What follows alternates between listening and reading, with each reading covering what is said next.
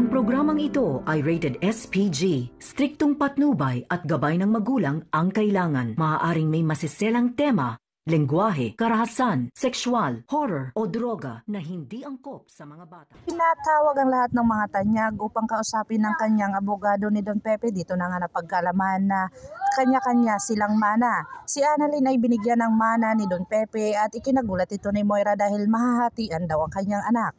Nginid sa kalaman ni Moira ay hindi lang si Annalyn pati si Justin na kabuti daw ang kanyang tawag. Dito na binigyan din si Justin ng mana ni Don Pepe kung saan ikinagulat ito ni Moira.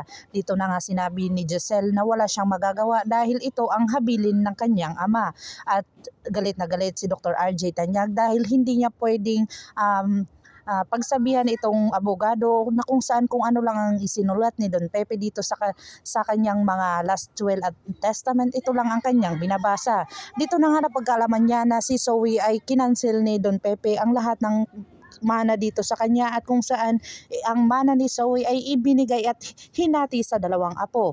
Mapupunta kay Annalyn at saka kay Justin pero hindi pa ito napirmahan ni Don Pepe kaya hindi ito naging huling testamento nito dahil sa tawag lang ni Don Pepe at kailangan pa ring pirma ni Don Pepe ang lahat ng mga ito.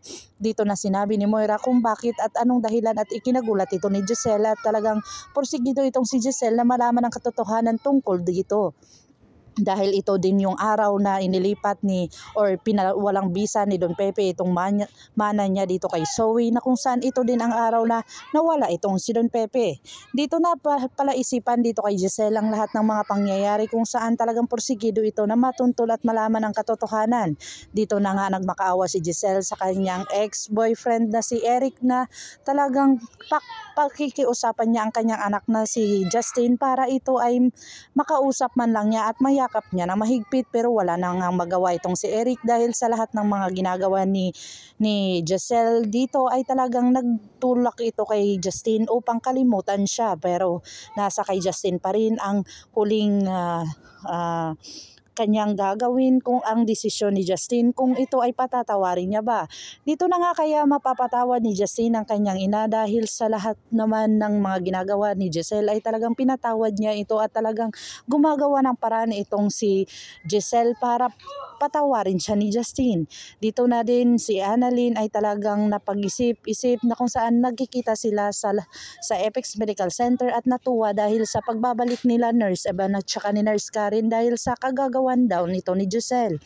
Dito na nga nagtatawanan sila at masayang-masaya sila na magkasama doon kung saan biniro nila itong si Annalyn na bumalik sa Apex. Dito na nga sinabi ni Dr. Lindon na hindi daw po pwede at talagang hindi papayag si Dr. Lindon na lumipat itong si Annalyn dito sa Apex Medical Center. Pakakabangan natin ang mga susunod pa na episode na ito. Ang abot kamay na pangarap. If you like my story, please like, share, and subscribe para ma-update po kayo sa mga susunod pa. Yun lamang po at maraming salamat.